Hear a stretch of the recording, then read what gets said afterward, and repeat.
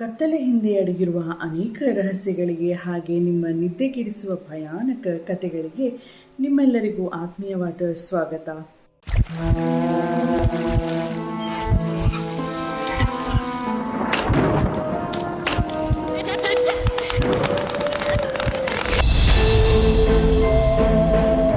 ಎಲ್ರಿಗೂ ನಮಸ್ಕಾರ. Horror stories, horror series, horror films ಅಂದರೆ ಎಲ್ಲರಿಗೂ ತುಂಬಾ ಇಷ್ಟ. ನನಗೂ ಕೂಡ personally horror stories, films, movies ಅಂದರೆ ತುಂಬಾ ಇಷ್ಟ.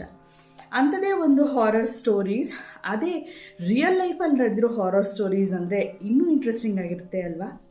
ನಾನು ಅಂಥದ್ದೇ ಒಂದು ಇಂಟ್ರೆಸ್ಟಿಂಗ್ ಹಾರರ್ ಸ್ಟೋರೀಸ್ನ ನಿಮ್ಮ ಮುಂದೆ ಸೀರೀಸ್ ಆಗಿ ಪ್ರಸ್ತುತಪಡಿಸ್ತಾ ಇದ್ದೀನಿ. ಮೊದಲನೇದಾಗಿ ಫಸ್ಟ್ ಟೈಮ್ ನಾನು ನಮ್ಮ ತಂದೆ ಲೈಫಲ್ಲಿ ನಡೆದಿರುವಂತಹ ಒಂದು ನಿಜವಾದ ಹಾರರ್ ಇನ್ಸಿಡೆಂಟ್ನ ನಾನು ನಿಮ್ಮ ಮುಂದೆ ಹೇಳೋಣ ಅಂತ ಇಷ್ಟಪಡ್ತಾ ಇದ್ದೀನಿ. ಏನಪ್ಪ ಅದು ಅಂತ ನೋಡೋಕ್ಕೆ ಕ್ಯೂರಿಯಸ್ ಆಗಿರಬೇಕಲ್ವಾ? ಜಾಸ್ತಿ ತಡ ಮಾಡಲ್ಲ, ಈ ಕೂಡಲೇ ಹೇಳ್ತೀನಿ, ಕೇಳಿ. ನಮ್ಮ ತಂದೆ ಬೆಂಗಳೂರಿನ ಒಂದು ಪ್ರತಿಷ್ಠಿತವಾದ ಕಂಪನಿನಲ್ಲಿ ವರ್ಕ್ ಮಾಡ್ತಿದ್ರು. ಫ್ಯಾಕ್ಟ್ರಿ ಅಥವಾ ಕಂಪನಿ ಅಂತಂದಮೇಲೆ ಕಂಪನಿನಲ್ಲಿ ಎಲ್ಲ ಥರ ಶಿಫ್ಟ್ಸ್ ಇರುತ್ತೆ, ಅದು ನಿಮಗೂ ಗೊತ್ತಿರ್ಬೋದು. First shift, second shift, night shift, general shift, ಈ ರೀತಿ ತುಂಬಾ ಶಿಫ್ಟ್ಸ್ ಇರುತ್ತೆ. ನಮ್ಮ ಪಪ್ಪ ಅವತ್ತು ಸೆಕೆಂಡ್ ಶಿಫ್ಟಲ್ಲಿ ವರ್ಕ್ ಮಾಡ್ತಿದ್ರಂತೆ. ಸೆಕೆಂಡ್ ಶಿಫ್ಟ್ ಮಧ್ಯಾಹ್ನ 2 ಗಂಟೆಯಿಂದ ನೈಟ್ 10 o'clockವರೆಗೂ ಇರ್ತಿತ್ತು. ಈ ರೀತಿ ಸೆಕೆಂಡ್ ಶಿಫ್ಟಲ್ಲಿ ವರ್ಕ್ ಮಾಡ್ತಿದ್ದಾಗ ಒಂದು ದಿನ ದೀಪಾವಳಿ ಹಬ್ಬ ಬಂದಿರುತ್ತೆ. ದೀಪಾವಳಿ ಹಬ್ಬಕ್ಕೆ ನಮ್ಮ ತಂದೆ ಅವರ ಚಿಕ್ಕಮ್ಮ ಮನೆಗೆ ಇನ್ವೈಟ್ ಮಾಡಿದ್ದಾರೆ ಅಂತ ಹೇಳಿ ಶಿಫ್ಟ್ ಮುಗಿಸ್ಕೊಂಡು ಹೋಗೋಣ ಅಂತ ಅಂದ್ಕೊಂಡಿದ್ದಾರೆ. ದೀಪಾವಳಿ ಯೂಶಲಿ ಯಾವತ್ತು ಬರುತ್ತೆ ನಿಮಗೂ ಗೊತ್ತು, ಅಮಾವಾಸ್ಯೆ ದಿನ ಬಂದಿರುತ್ತೆ. ಅಮಾವಾಸ್ಯೆ ದಿನ ಏನಾಗುತ್ತೆ, ಹಾರರ್ ಇನ್ಸಿಡೆಂಟ್ಸ್ ನಡೆಯುತ್ತೆ. ಅದೇ ರೀತಿಯಾದ ಒಂದು ಹಾರರ್ ಇನ್ಸಿಡೆಂಟ್ ನಮ್ಮ ತಂದೆಗೆ ಕೂಡ ಆವತ್ತಿನ ದಿನ ನಡೀತು. ಏನಪ್ಪ ಅಂತಂದರೆ, ನಮ್ಮ ತಂದೆಯವ್ರ ಚಿಕ್ಕಮ್ಮ ದೀಪಾವಳಿ ಹಬ್ಬಕ್ಕೆ ಅಂತ ಹೇಳಿ ನಮ್ಮಪ್ಪನ ಇನ್ವೈಟ್ ಮಾಡಿದರು ಅವರ ಮನೆಗೆ. ಆವತ್ತಿನ ದಿನ ಕೆಲಸ ಇದ್ದಿದ್ದ ಕಾರಣ ಕೆಲಸ ಮುಗಿಸ್ಕೊಂಡು ಹೋಗೋಣ ಅಂತ ನಮ್ಮಪ್ಪ ಕೂಡ ರೆಡಿಯಾಗಿದ್ದರು. ಬಟ್ ಅವತ್ತು ಸೆಕೆಂಡ್ ಶಿಫ್ಟ್ ಮುಗಿಯೋಷ್ಟೊತ್ತಿಗೆ 10 ಗಂಟೆ ಆಗಿತ್ತು. ಲಾಸ್ಟ್ ಬಸ್ 10 ಕಾಲಿಗೇನೋ ಇತ್ತಂತೆ. ಸರಿ ಅಂತ ಹೇಳಿ ಒಂದು 10-15 ನಿಮಿಷ ಪರ್ಮಿಷನ್ ತೊಗೊಂಡು ಸ್ವಲ್ಪ ಬೇಗ ಹೊರಟಿದ್ದಾರೆ. ಹಬ್ಬದ ದಿನ ಲಾಸ್ಟ್ ಬಸ್ ಕ್ಯಾಚ್ ಮಾಡಲೇಬೇಕು, ಮಿಸ್ ಆಗಬಾರ್ದು ಅಂತ ಹೇಳಿ ಹೋದರು. ಇನ್ನೇನು ಬಸ್ ಮೂವ್ ಆಗ್ತಾ ಇತ್ತಂತೆ. ಮೂವ್ ಆಗ್ತಿದ್ದ ಬಸ್ಗೆ ಸದ್ಯಕ್ಕೆ ಹೋಗಿ ಅಡ್ಡ ಹಾಕಿ ಬಸ್ಸಿಗೆ ಹತ್ಕೊಂಡಿದ್ದಾರೆ. ಬಸ್ಸಲ್ಲೂ ಯಾರೂ ಇಲ್ಲ, ಎಣಿಸಿದ್ರೆ ಒಂದು 4-5 ಜನ ಅಷ್ಟೇ, ಡ್ರೈವರ್, ಕಂಡಕ್ಟರ್, ಇಷ್ಟೇ ಜನ ಬಸ್ಸಲ್ಲಿ ಹೋಗಿದ್ದಾರೆ. ಇನ್ನೇನು ನಮ್ಮ ಅಜ್ಜಿಯವ್ರ ಊರಿಗೆ ತಲುಪಬೇಕು. ಊರು ತಲುಪಕ್ಕೆ ಮುಂಚೆನೇ ಇಳ್ಕೊಂಡಿದ್ದಾರೆ. ಯಾಕೆ ಅಂತ ಹೇಳಿದ್ರೆ, ಊರು ದಾಟಿ ಆದಮೇಲೆ ಬಸ್ ಸ್ಟಾಪ್ ಇದ್ದಿದ್ದು. ಊರು ದಾಟಿ ಆದಮೇಲೆ ಬಸ್ ಸ್ಟಾಪಲ್ಲಿ ಇಳ್ಕೊಂಡ್ರೆ ಅಲ್ಲಿಂದ ನಮ್ಮ ತಂದೆಯವ್ರ ಚಿಕ್ಕಮ್ಮ ಮನೆಗೆ ಸ್ವಲ್ಪ ಡಿಸ್ಟೆನ್ಸ್ ಜಾಸ್ತಿ ಆಗುತ್ತೆ. ಅದೇ ಊರಿನ ಹಿಂದಿನ ಸ್ಟಾಪಲ್ಲಿ ಇಳ್ಕೊಂಡ್ರೆ ಮನೆಗೆ ಹತ್ತಿರ ಆಗುತ್ತೆ ಅಂತ ಹೇಳಿ ಹಿಂದಿನ ಸ್ಟಾಪಲ್ಲೇ ಇಳ್ಕೊಂಡಿದ್ದಾರೆ ನಮ್ಮ ತಂದೆಯವರು. ಆ ಸ್ಟಾಪಲ್ಲಿ ಇಳ್ಕೊಂಡು ಅಲ್ಲಿಂದ ಅಜ್ಜಿ ಮನೆಗೆ ಇನ್ನೊಂದು 1/2-3/4 ಕಿಲೋಮೀಟರ್ ನಡ್ಕೊಂಡು ಹೋಗಬೇಕಿತ್ತಂತೆ. ಸರಿ ಅಂತ ಹೇಳಿ ಅಲ್ಲಿ ಇಳಿದು 1/2 ಕಿಲೋಮೀಟರ್ ನಡ್ಕೊಂಡು ಹೋಗೋಣ, ಮುಂದಿನ ಸ್ಟಾಪಲ್ಲಿ ಇಳಿದ್ರೆ 1.5 ಕಿಲೋಮೀಟರ್ ನಡಿಬೇಕಾಗುತ್ತೆ, ಸರಿ ಇಲ್ಲಿಂದನೇ ನಡ್ಕೊಂಡು ಹೋಗೋಣ ಅಂತ ಹೇಳಿ ಹಿಂದಿನ ಸ್ಟಾಪಲ್ಲೇ ಇಳ್ಕೊಂಡಿದ್ದಾರೆ. ಹಿಂದಿನ ಸ್ಟಾಪಲ್ಲಿ ಇಳ್ಕೊಂಡು ಊರಿನೊಳಗಡೆ ಹೋಗ್ತಾ ಇದ್ದಾರೆ. ಇನ್ನೇನು ನಮ್ಮ ತಂದೆಯವರ ಚಿಕ್ಕಮ್ಮ ಮನೆ ಇನ್ನೊಂದು 1/2 ಕಿಲೋಮೀಟರ್, 1/4 ಕಿಲೋಮೀಟರ್ ಅಷ್ಟು ಮುಂದೆ ನಡ್ಕೊಂಡು ಬಂದರೆ ಇನ್ನೊಂದು 1/2 ಕಿಲೋಮೀಟರ್ ಬ್ಯಾಲೆನ್ಸ್ ಇದೆ. ಹತ್ತಿರ ಬರ್ತಿದ್ದಂತೆ ದೀಪಾವಳಿಯ ಅಮಾವಾಸ್ಯೆ ದಿನ, ನಮ್ಮ ಕಡೆ ದೀಪಾವಳಿಯ ಅಮಾವಾಸ್ಯೆ ದಿನವೇ ಹಬ್ಬ ಮಾಡೋದು. ಆ ಹಬ್ಬದ ದಿನ ಏನಾಗಿದೆ ಅಂತಂದರೆ, ನಮ್ಮ ಕಡೆ ಏನು ಪದ್ಧತಿ ಅಂದರೆ, ದೀಪಾವಳಿ ಹಬ್ಬದ ದಿನ ನಾವು ಕಜ್ಜಾಯ ಎಲ್ಲ ಮಾಡಿಕೊಂಡು ದೇವರಿಗೆ ನೋಮ್ಕೊಳ್ತೀವಿ. ಆ ಕಾಲದಲ್ಲಿ ದೇವಸ್ಥಾನಕ್ಕೆ ಹೋಗೋ ನೋಮ ಪದ್ಧತಿ ಇರಲಿಲ್ವಂತೆ. ಈ ತೋಟಗಳ ಹತ್ರ ಅಥವಾ ಹೊಲಗಳ ಹತ್ರ ಯಾವ್ದಾದ್ರು ತೆಂಗಿನ ಮರ ನೆಟ್ಟಿದ್ರೆ ತೆಂಗಿನ ಮರಕ್ಕೆ ಪೂಜೆ ಮಾಡ್ಕೊಳ್ಳೋರಂತೆ, ಇಲ್ಲ ಅಂದರೆ ವೀಳ್ಯದೆಲೆ ಮರಕ್ಕೆ ಅಥವಾ ಬಾಳೆ ತೋಟದಲ್ಲಿ ಬಾಳೆ ಕಂಬಕ್ಕೆ ಪೂಜೆ ಮಾಡಿಕೊಂಡು ಈ ರೀತಿ ಹೊರಗಡೆ ತೋಟದ ಹತ್ರ ಹೋಗಿ ನೋಮ್ಕೊಂಡು ಆ ಕಜ್ಜಾಯನ ಒಂದಷ್ಟು ಕಜ್ಜಾಯ ಅಲ್ಲೇ ಇಡ್ತಿದ್ರು, ಇನ್ನೊಂದಷ್ಟು ಕಜ್ಜಾಯನ ಮನೆಗೆ ತೊಗೊಂಡು ಹೋಗ್ತಿದ್ರು. ಈ ರೀತಿ ಕಸ್ಟಮ್ ಇತ್ತು ಆಗ ದೀಪಾವಳಿ ಟೈಮಲ್ಲಿ. ಈಗಲೂ ಕೂಡ ಹಳ್ಳಿ ಕಡೆ ಅದೇ ಪದ್ಧತಿನ ಫಾಲೋ ಮಾಡ್ತಾರೆ ಕೆಲವರು. ಸೊ ಹಾಗಾಗಿ ಊರಿನ ಆಚೆ ಕಡೆ ಎಲ್ಲ ತೋಟದ ಹತ್ರ ಎಲ್ಲ ಈ ರೀತಿ ಪೂಜೆ ಮಾಡ್ಕೊಂಡು ಹೋಗಿದ್ರಂತೆ. ನಮ್ಮ ತಂದೆಯವರು ಬಸ್ ಇಳಿದ್ಬಿಟ್ಟು ಅವರ ಚಿಕ್ಕಮ್ಮ ಮನೆಗೆ ಇನ್ನೇನು ಹೋಗ್ತಾ ಇದ್ದಾರೆ. ಹೋಗ್ತಾ ದಾರಿನಲ್ಲಿ ಒಂದು ಜೋಳದ ತೋಟ ಇತ್ತಂತೆ. ಇವಾಗ ಹಸುಗಳಿಗೆ ಅಂತ ಹೇಳಿ ಜೋಳ ಎಲ್ಲ ಹಾಕಿರ್ತಾರಲ್ಲ, ಬೆಳೆ ಬೆಳೀತಾ ಇರ್ತಾರೆ ಹಸುಗೆ ಜೋಳಕ್ಕೆ ಅಂತ ಹೇಳಿ. ಯಾರೋ ಅಷ್ಟೊತ್ತಲ್ಲಿ ಜೋಳನ ಕಟ್ ಮಾಡ್ತಾರೋ ಸೌಂಡ್ ಕೇಳಿಸ್ತಂತೆ. ಜೋಳ ಕಟ್ ಮಾಡುವಾಗ ಒಂಥರ ಸೌಂಡ್ ಬರುತ್ತೆ, ಕರ ಕರ ಕರ ಅಂತ ಸೌಂಡ್ ಬರುತ್ತೆ. ಆ ಸೌಂಡ್ ಏನಿದೆ ಕ್ಲಿಯರಾಗಿ ಕೇಳಿಸ್ತಿದೆಯಂತೆ. ಎಷ್ಟು ಕ್ಲೀನಾಗಿ ಅಂತಂದರೆ ಇವ್ರ ಪಕ್ಕದಲ್ಲೇ ತೋಟ ಇರೋದ್ರಿಂದ, ರೋಡ್ ಪಕ್ಕದಲ್ಲಿ ತೋಟ ಇರೋದ್ರಿಂದ ಅಲ್ಲಿ ಕ್ಲೀನಾಗಿ ಯಾರೋ ಕಟ್ ಮಾಡ್ತಿದ್ದಾರೆ. ಎಷ್ಟು ಕ್ಲೀನಾಗಿ ಕೇಳಿಸಿದೆ ಅಂದರೆ ಯಾರು ಕಟ್ ಮಾಡ್ತಾ ಇರೋದು ಅಂತ ಹೇಳಿ ಜೋರಾಗಿ ಕೂಗಿದ್ದಾರೆ ಪಾಪ. ಯಾಕಂದರೆ ಯೂಶ್ವಲಿ ಆ ಕಡೆ ಮೊದಲೆಲ್ಲ ಹಳ್ಳಿಗಳ ಕಡೆ ಅಂದರೆ ಎಲ್ಲರಿಗೂ ಎಲ್ಲರ ಪರಿಚಯನೇ ಇತ್ತು. ಅವ್ರ ಅಕ್ಕಪಕ್ಕದ ಮನೆಯವ್ರ ಪರಿಚಯ ಬಿಡಿ, ಅಕ್ಕಪಕ್ಕದ ಮನೆಯವ್ರ ನೆಂಟರುಗಳ ಪರಿಚಯ ಕೂಡ ಚೆನ್ನಾಗೇ ಇರ್ತಿತ್ತು. ಸೊ ಹಾಗಾಗಿ ಯಾರು ಇಷ್ಟೊತ್ತಲ್ಲಿ ಜೋಳ ಕಟ್ ಮಾಡ್ತಾ ಇರೋದು ಅಂತ ಕೂಗಿದ್ದಾರೆ. ಕೂಗಿದ್ರೆ ಆ ಕಡೆಯಿಂದ ರೆಸ್ಪಾನ್ಸ್ ಇಲ್ಲ. ಸರಿ ಅಂತ ಹೇಳಿ ಯಾರೋ ಕೂಗ್ತಿದ್ದಾರೆ ಬಿಡು, ಅವ್ರಿಗೇನೋ ಕೇಳಿಸಿಲ್ವೇನೋ ಅಂತ ಹೇಳಿ ಪಾಪ ಮುಂದೆ ಬಂದುಬಿಟ್ಟಿದ್ದಾರೆ. ಆ ಜೋಳದ ತೋಟ ಆಯಿತು, ಮುಂದೆ ಬಂದಿದ್ದಾರೆ. ಒಂದು ಸ್ವಲ್ಪ ದೂರದಲ್ಲಿ ಹುಣಸೆ ಹಣ್ಣಿನ ಮರ ಕಾಣಿಸಿದೆ. ಮರದಲ್ಲಿ ಗೆಜ್ಜೆ ಸೌಂಡು 3 ಸತಿ ಛಲ್ ಛಲ್ ಛಲ್ ಛಲ್ ಛಲ್ ಛಲ್ ಛಲ್ ಛಲ್ ಛಲ್ ಇದೇ ರೀತಿ 3 ಸತಿ ಗೆಜ್ಜೆ ಸೌಂಡ್ ಕೇಳಿಸುತ್ತೆ. ತಿರುಗಿ ನೋಡಿದ್ರೆ ಯಾರೂ ಇಲ್ಲ. ಮತ್ತೆ ಇನ್ನೊಂದು ಸ್ವಲ್ಪ ಮುಂದೆ ಮತ್ತೆ ಅದೇ ಸೌಂಡ್ ಕೇಳಿಸ್ತಾ ಇದೆ, ಯಾರೂ ಇಲ್ಲ. ಯಾರು ಆಟ ಆಡಿಸ್ತಾ ಇರೋದು, ಸುಮ್ಮನೆ ಹೋಗ್ರಾ, ನನಗೇನು ಭಯ ಇಲ್ಲ ಅಂತ ನಮ್ಮ ತಂದೆ ಏನಿದ್ದಾರೆ. ನಮ್ಮ ತಂದೆಗೆ ಲಿಟ್ರಲಿ ಒಂದು ಸ್ವಲ್ಪ ಕೂಡ ಐಡಿಯಾ ಇಲ್ಲ. ಈ ದೆವ್ವ, ಭೂತ, ಮೋಹಿನಿ, ಪಿಶಾಚಿ ಈ ಥರ ಯಾವ ಐಡಿಯಾ ಕೂಡ ಲಿಟ್ರಲಿ ಅವ್ರಿಗೆ ಒಂಚೂರು ಕೂಡ ಇದ್ರ ಬಗ್ಗೆ ಐಡಿಯಾ ಇಲ್ಲ. ಓಕೆನಾ? ಸರಿ ಅಂತ ಹೇಳಿ ಅದನ್ನು ನೆಗ್ಲೆಕ್ಟ್ ಮಾಡಿಬಿಟ್ಟಿದ್ದಾರೆ. ಸರಿ ಅಂತ ಹೇಳಿ ಮುಂದೆ ಬಂದರೆ ಬಾಳೆ ತೋಟದಲ್ಲಿ ಯಾರೋ ಓಡೋ ಸೌಂಡ್ ನೀಟಾಗಿ ಕೇಳಿಸಿದೆ.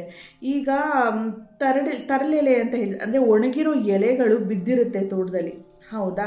ಆ ಎಲೆ ಮೇಲೆ ಓಡ್ಕೊಂಡು ಯಾರಾದರೂ ಹೋಗ್ತಿದ್ರೆ ಹೆಂಗೆ ಸೌಂಡ್ ಬರುತ್ತೆ? ಒಂಥರ ಎಲೆ ಸೌಂಡು ವಿತ್ ಸ್ಟೆಪ್ಸ್ ಸೌಂಡು ನಮ್ಗೆ ಕ್ಲೀನಾಗಿ ಕೇಳಿಸುತ್ತೆ. ಅದೇ ರೀತಿ ಕ್ಲಿಯರಾಗಿ ಅವರು ಸೌಂಡು ಕೇಳಿಸ್ತಿದೆಯಂತೆ.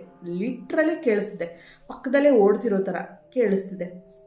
ಜೋರಾಗಿ ಸೌಂಡು, ಅದು ಜೋರಾಗಿ ಓಡೋ ಥರ, ಸ್ಲೋ ಆಗಲ್ಲ, ಜೋರಾಗಿ ಓಡೋ ಥರ. ಬಟ್ ಓಡ್ತಿದ್ರು ಡಿಸ್ಟೆನ್ಸ್ ಆಗ್ತಿಲ್ಲ, ಪಕ್ಕದಲ್ಲೇ ಓಡ್ತಿದ್ದಾರೆ ಅನ್ನೋ ರೀತಿ ಕೇಳಿಸುತ್ತೆ. ಯಾರು ಅವರು, ಏನು ಆಟ ಆಡಿಸ್ತಿದ್ದೀರಾ, ನನಗೇನು ಭಯ ಇಲ್ಲ, ಏನಕ್ಕೂ ಆಡಿಸ್ತೀರಾ, ನಾನೇನು ಪುಕ್ಲ ಅಂದ್ಕೊಂಡಿದ್ಯಾ, ಬಾರಲೇ ಮುಂದೆ ಅಂತ ಪಪ್ಪ ಅಂದಿದ್ದಾರೆ. ತಿರುಗಿ ನೋಡಿದ್ರೆ ಯಾರೂ ಇಲ್ಲ, ಏನು ಸೌಂಡು ಇಲ್ಲ, ಏನು ಆಕಾರನೂ ಕೇಳಿಸಿಲ್ಲ. ಮಾತಾಡಿದ್ರೆ ಏನು ಸೌಂಡ್ ಇಲ್ಲ, ಪಿನ್ ಡ್ರಾಪ್ ಸೈಲೆನ್ಸ್. ಕತ್ಲಲ್ಲಿ ಮಧ್ಯರಾತ್ರಿ ಈ ರೀತಿ ಸೌಂಡ್ ಆದರೆ ಹೆಂಗೆ ಕೇಳಿಸುತ್ತೆ? ಕೇಳಿಸಲ್ಲ ಅಲ್ವಾ? ಆ್ಯಂಡ್ ಮೋರ್ ಓವರ್ ಅವತ್ತಿನ ದಿನ ಅಮಾವಾಸ್ಯೆ ಬೇರೆ. ಅಮಾವಾಸ್ಯೆನಲ್ಲಿ ಸೂರ್ಯನ ಬೆಳಕಿನ ಕಿರಣಗಳು ಇರಲ್ಲ, ಆ ಬೆಳಕು ಕೂಡ ಒಂದಿಷ್ಟು ಇರಲ್ಲ, jet black. And more over ಆ ಕಾಲದಲ್ಲಿ ಸ್ಟ್ರೀಟ್ ಲೈಟ್ಸ್ ಕೂಡ ಇರಲಿಲ್ಲ. ಇದ್ರೂ ಎಲ್ಲೋ ಊರಿನೊಳಗಡೆ, ಊರಾಚೆ ಅಂತೂ ಒಂದು ಸ್ಟ್ರೀಟ್ ಲೈಟ್ ಕೂಡ ಇರ್ತಾ ಇರಲಿಲ್ಲ. ಆ ಟೈಮಲ್ಲಿ ಇದೇನಿದು, ಇವ್ರು ಯಾರು ಹಿಂಗೆ ಆಟ ಆಡಿಸ್ತಿದ್ದಾರೆ, ಆಗಲಿ ಬೆಳಗ್ಗೆ ಸಿಕ್ಕಾಕೊಳ್ತಾರೆ, ಬಂದು ಹೇಳ್ತಾರೆ ಹಿಂಗೆ ಎದುರ್ಸಕ್ಕೆ ಬಂದಿದ್ವಿ ಅಣ್ಣ ಅಂತ, ಅವಾಗ ಮಾಡ್ತೀನಿ ಅವ್ರಿಗೆ ಅಂತ ಹೇಳಿ ಅಪ್ಪ ಮುಂದೆ ಬಂದಿದ್ದಾರೆ. ಇನ್ನೇನು ಮುಂದೆ ಬಂದು ಊರಿನ ಬಾಗಿಲಲ್ಲಿ ಗ್ರಾಮ ದೇವತೆಯ ದೇವಸ್ಥಾನ. ಯೂಶ್ವಲಿ ಎಲ್ಲ ಹಳ್ಳಿಗಳಲ್ಲಿ, ಎಲ್ಲ ಊರುಗಳಲ್ಲಿ ಗ್ರಾಮ ದೇವತೆ ಅನ್ನೋ ದೇವಸ್ಥಾನ ಇದ್ದೇ ಇರುತ್ತೆ. ಆ ಗ್ರಾಮದೇವಿಯ ದೇವಸ್ಥಾನಕ್ಕೆ ಇನ್ನೇನೊಂದು 10 ಹೆಜ್ಜೆ ಇದೆ. ಬಂದಿದ್ದಾರಂತೆ. ಅಲ್ಲಿನ ಓಡೋ ಸೌಂಡ್ ಕೇಳಿಸ್ತಿದೆ. ಓಡೋ ಸೌಂಡು ಇನ್ನೂ ಸ್ಟಾಪ್ ಆಗಿಲ್ಲ. ಒಂದು ಅರ್ಧ ಕಿಲೋಮೀಟ್ರ್ ಮುಗ್ದೇ ಹೋಗಿದೆ. ಇನ್ನೊಂದು 200 ಫೀಟ್ಸ್ ಏನೋ ಇರ್ಬೋದು. ಅವ್ರ ಚಿಕ್ಕಮ್ಮ ಮನೆಯೂ ಕಾಣಿಸುತ್ತೆ. ಗ್ರಾಮ ದೇವತೆಯ ದೇವಸ್ಥಾನ ಇನ್ನೊಂದು 10 ಹೆಜ್ಜೆ ಮುಂದೆ ಇದೆ. ಆ ಟೈಮಲ್ಲಿ ನಮ್ಮ ತಂದೆಗೆ ಅವ್ರ ಚಿಕ್ಕಮ್ಮ ಹೇಳಿದ್ದಿದ್ದು ಮಾತು ನೆನಪಾಗಿದ ತಕ್ಷಣ ಅವರು ಬಂದುಬಿಟ್ಟು ದೇವಸ್ಥಾನ ಹತ್ರ ಕುತ್ಕೊಂಡ್ರಂತೆ. ದೇವಸ್ಥಾನ ಹತ್ರ ಕುತ್ಕೊಂಡು ಹಬ್ಬ ಸದ್ಯ ಬಚಾವಾದೆ ಅಂತ ಹೇಳಿ ಅಲ್ಲಿಂದ ಒಂದೇ ಉಸಿರಲ್ಲಿ ಹಿಂದೆ ಮುಂದೆ ತಿರುಗಿ ನೋಡಿದಿರ ಹೋಗಿ ಅವ್ರ ಚಿಕ್ಕಮ್ಮ ಮನೆ ಸೇರ್ಕೊಂಡಿದ್ದಾರೆ. ಅರೌಂಡ್ 200 ಮೀಟರ್ಸು ಹೋಗಿದ್ದಾರೆ. ಒಂದೇ ಉಸಿರಲ್ಲಿ ಓಡೋಗಿ ದಬ ಅಂತ ಬಾಗಿಲು ತಟ್ಟಿ ಒಳಗಡೆ ಹೋಗಿದ್ದಾರೆ. ನಡೆದಿದ್ದೆಲ್ಲ ಅವ್ರ ಚಿಕ್ಕಮ್ಮಂಗೆ ಹೇಳಿದ್ದಾರೆ. ಹಿಂಗೆ ಆಯಿತು, ಇಲ್ಲಿ ಗೆಜ್ಜೆ ಸೌಂಡ್ ಕೇಳಿಸ್ತು, ಈ ರೀತಿ ಜೋಳ ಕಟ್ ಮಾಡ್ತಾ ಇದ್ದಿದ್ದು ಸೌಂಡ್ ಕೇಳಿಸ್ತು, ಆಮೇಲೆ ಯಾರೋ ಓಡ್ತಾ ಇರೋ ಥರ ಸೌಂಡ್ ಕೇಳಿಸ್ತು, ನಾನು ಕರೆದೆ, ಕೂಗಿದೆ, ಯಾರು ಅಂತ. ಯಾರೂ ಏನೂ ರೆಸ್ಪಾನ್ಸ್ ಮಾಡಿಲ್ಲ. ಬಟ್ ಸೌಂಡ್ ಮಾತ್ರ ನನಗೆ ಕ್ಲಿಯರಾಗಿ ಕೇಳಿಸ್ತು. ಬಟ್ ನನಗೆ ಏನೋ ಕಣ್ಣು ಕಾಣಿಸಿಲ್ಲ ಅದೇ ಸೌಂಡು, ಅದೇ ನಾಯ್ಸ್ ಏನು ಬರ್ತಿತ್ತು, ದೇವಸ್ಥಾನ ಹತ್ರ ಬಂದೆ ಸ್ಟಾಪ್ ಆಗೋಯ್ತು. ನನಗಿದು ಏನು ಅಂತ ಅರ್ಥ ಆಗ್ತಿರ್ಲಿಲ್ಲ. ಅದೇ ನೀವು ಒಂದು ದಿನ ಹೇಳಿದ್ದು ನೆನಪಾಯಿತು. ಸೊ ಹಾಗಾಗಿ ಅಲ್ಲಿಂದ ನನಗೆ ಭಯಕ್ಕೆ ಇರೋಕ್ಕಾಗದ್ರೆ ಅವ್ರು ಜೋರಾಗಿ ಒಂದೇ ಉಸಿರಲ್ಲಿ ಓಡ್ ಬಂದುಬಿಟ್ಟೆ ದೇವಸ್ಥಾನ ಹತ್ರದಿಂದ. ಹಿಂದೆ ಕೂಡ ತಿರುಗಿ ನೋಡಿಲ್ಲ ನಾನು ಆಮೇಲೆ ಅಂತ ಹೇಳಿ ಅವ್ರ ಚಿಕ್ಕಮ್ಮ ಹತ್ರ ಏನು ನಡೀತು ಎಲ್ಲ ವಿಷಯನೂ ಹೇಳಿದ್ದಾರೆ.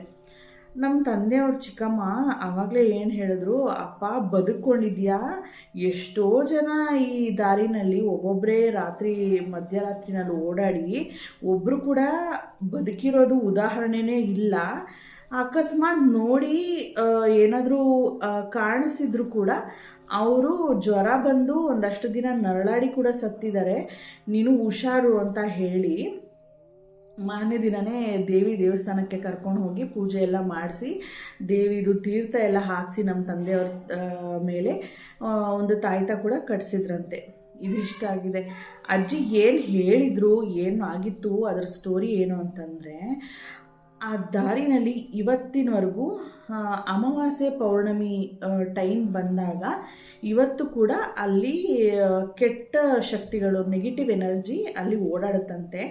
ನನಗೆ ಇವಾಗೂ ಕೂಡ ಲಿಟ್ರಲಿ ಆ ಸ್ಟೋರಿ ಹೇಳ್ತಿದ್ರೆ ಗೂಸ್ ಬಂಪ್ಸ್ ಬರ್ತಿದೆ, ಅಷ್ಟು ಭಯ ಆಗುತ್ತೆ ಆ ಸ್ಟೋರಿ. ಲೈವ್ ಆಗಿ ಯಾರಿಗಾದರೂ ಈ ಥರ ನಡೆದಿದ್ರೆ ಹೆಂಗೆ ಭಯ ಆಗಿರಬೇಕು.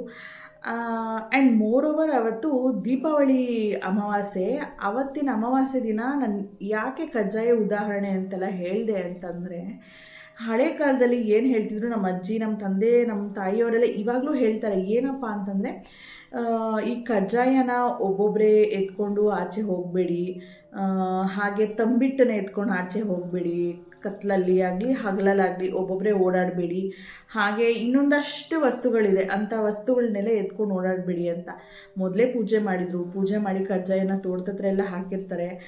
ಅದಕ್ಕೋಸ್ಕರ ಈ ಪ್ರೇತಗಳು ಭೂತಗಳು ಎಲ್ಲ ಹಿಂದೆ ಬರೋದು ಕಾಮನ್. ಅದು ಒಂದು ಕೇಸ್ ಅಂತಂದರೆ, ಬಟ್ ಅಲ್ಲಿ ಆ ಜಾಗದಲ್ಲಿ ಯೂಶ್ವಲಿ ಆ ಥರ ಕಥೆಗಳೆಲ್ಲ ನಡೆದಿದೆಯಂತೆ. ಇವತ್ತು ಕೂಡ ನಮ್ಮ ಅಜ್ಜಿ ಕೂಡ ಇದೇ ಸ್ಟೋರಿ ಏನಾದ್ರು ಹೇಳಿದ್ರೆ, ನಿಮ್ಮ ಅಪ್ಪಗೂ ಹಿಂಗಾಗಿತ್ತು, ನೀನು ನಂಬಲ್ಲ ಅಂತ ಹೇಳ್ತೀಯಾ, ಇದು ಹಿಂಗಾಗಿತ್ತು ನಿಮ್ಮ ಅಪ್ಪನ್ನೇ ಕೇಳು, ಇವಾಗಲೂ ನೀನು ನಂಬಲ್ಲ ಅಂತಂದರೆ ನಿಮ್ಮ ತಂದೆ ಸುಳ್ಳು ಹೇಳ್ತಾರಾ ಅಂತ ಹೇಳ್ತಾರೆ.